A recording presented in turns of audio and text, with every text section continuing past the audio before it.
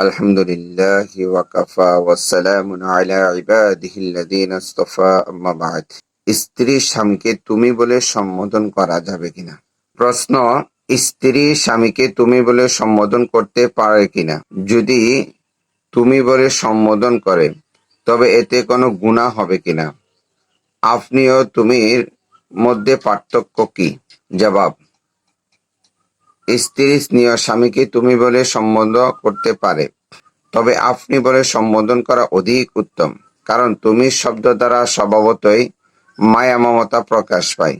পক্ষান্তরে আপনি বলে সম্বোধন করাতে স্বামীর প্রতি মহাব্বতের পাশাপাশি সম্মান প্রকাশ পায়। আর স্বামীর প্রতি মায়ার পাশাপাশি সম্মান প্রদর্শন গুরুত্বপূর্ণ বিষয়।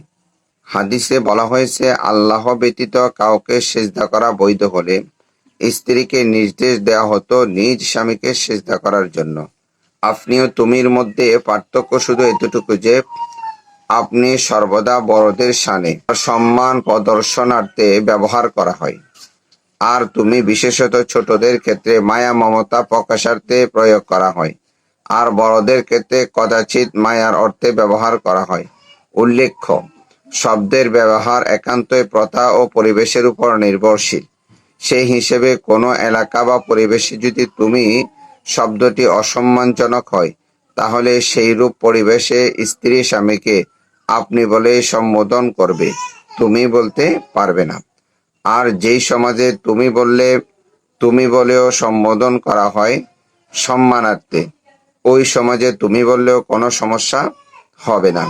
যেই সমাজে তুমি বললে অপমানজনক মনে করা হয় প্রথা অনুযায়ী, সেই সমাজে তুমি বলা যাবে না, কারণ এতে স্বামীর প্রতি অসম্মান এবং স্বামীকে অশ্রদ্ধা হিসেবে প্রকাশ করার শামিল।